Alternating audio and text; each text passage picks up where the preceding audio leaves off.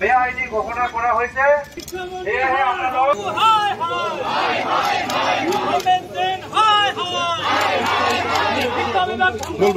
সেবা অফিসত যাব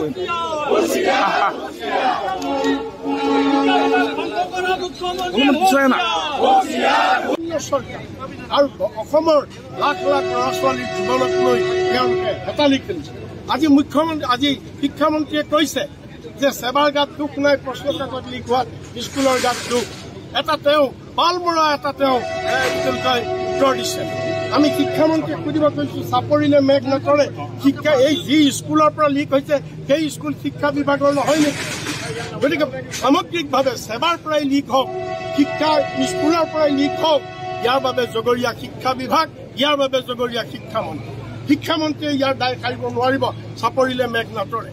আৰু মুখ্যমন্ত্ৰীক আমি প্ৰশ্ন কৰিব খুজিছো যে সমাজ বিজ্ঞান বিভাগৰ মেট্ৰিকত যে প্ৰশ্ন কাকত টান হোৱাৰ বাবে তেওঁ ঘোষণা কৰি দিছে যে 10 নম্বৰ আমি বঢ়াই দিম, আমি গ্ৰেছ মাৰ্ক দিম। আমি মুখ্যমন্ত্ৰীক প্ৰশ্ন কৰিছো, তুমি কি অধিকাৰত ক'লা?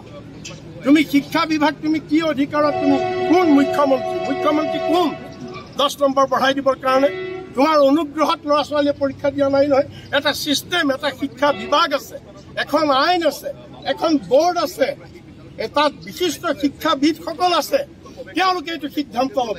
চমক সৃষ্টি কৰিবৰ বাবে তুমি ঘোষণা কৰি দিছা যে এইবিলাক হৈছে এটা তুগলকি কাৰবাৰ, এইবিলাক হৈছে এটা অৰাজক শিক্ষা বিভাগত।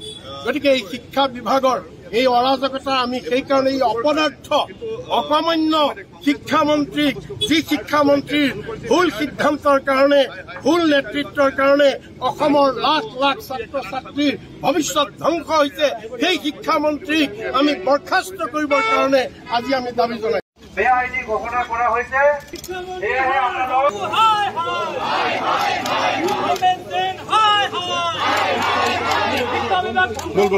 সেবা অফিসত যাব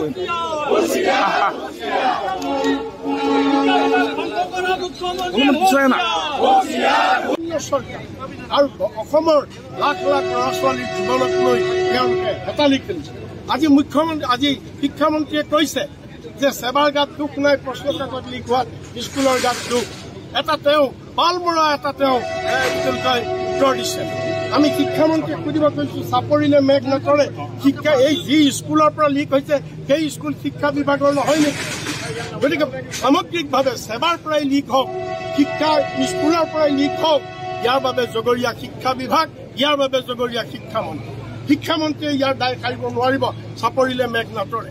আৰু মুখ্যমন্ত্ৰীক আমি প্ৰশ্ন কৰিব খুজিছো যে সমাজ বিজ্ঞান বিভাগৰ মেট্ৰিকত যে প্ৰশ্ন কাকত টান হোৱাৰ বাবে তেওঁ ঘোষণা কৰি দিছে যে 10 নম্বৰ আমি বঢ়াই দিম, আমি গ্ৰেছ মাৰ্ক দিম। আমি মুখ্যমন্ত্ৰীক প্ৰশ্ন কৰিছো, তুমি কি অধিকাৰত ক'লা?